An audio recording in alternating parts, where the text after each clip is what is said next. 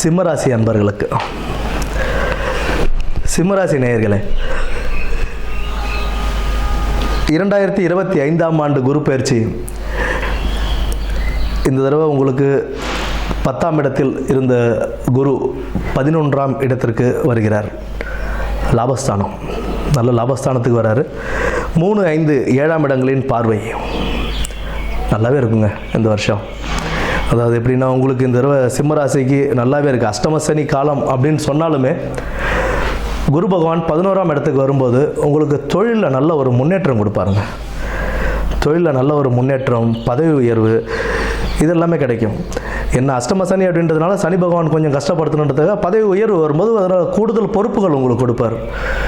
அதை நீங்கள் கவனமாக செயல்பட்டு அதை நல்லபடியாக முடிச்சிங்க அப்படின்னா நல்ல மதிப்பு மரியாதையும் சமூகத்தில் உங்களுக்கு கிடைக்கும்.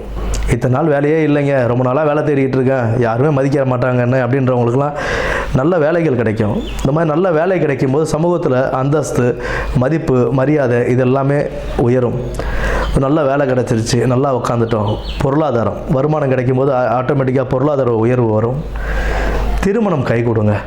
7ஆம் இடத்தின் பார்வை, 7ஆம் இடத்தையும் பார்க்குறாரு இல்லைங்களா குரு பகவான். திருமணம் கை போடும் உங்களுக்கு.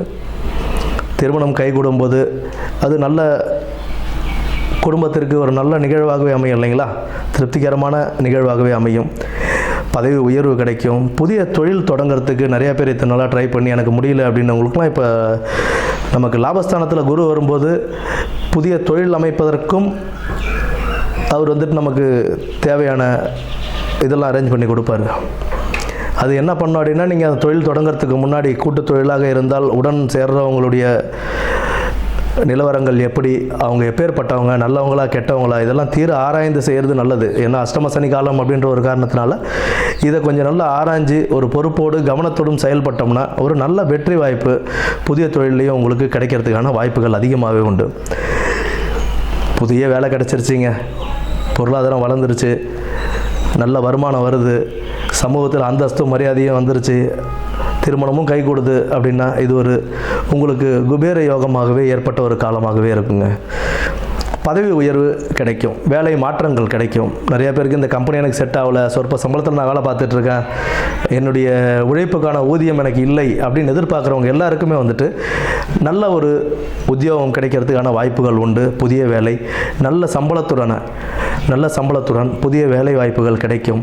பொறுப்புகள் சற்று அதிகரிக்கும். ஏன்னா சனி பகவான் வந்து வேலைகள் நல்லபடியாக வேலை செய்கிறவங்க யாரையும் சனி பகவான் கெடுக்க மாட்டாருங்க. அவர் உங்களுக்கு நல்லவங்க எது கெட்டவங்க எதுன்றதை காட்டி கொடுப்பார். ஆனால் குரு லாபஸ்தானத்தில் வரும்போது அதற்குண்டான பலன்களையும் அவர் கொடுப்பார். சனி பகவான் அதற்கு நீங்கள் எந்தளவு முயற்சி எடுத்து செய்கிறீங்களோ அதுக்குண்டான பலன்களை அவர் கண்டிப்பாக கொடுப்பார். அதனால் கடின உழைப்பு பெற்று அந்த வேலைகள் நம்ம செய்யும்போது குருவும் நல்ல நிலையில் இருக்கும்போது உங்களுக்கு நல்ல ஒரு உயர்வான காலமாகவே இந்த 2025ஆம் ஆண்டு குரு பயிற்சி பொற்காலமாக அமையும். நன்றி.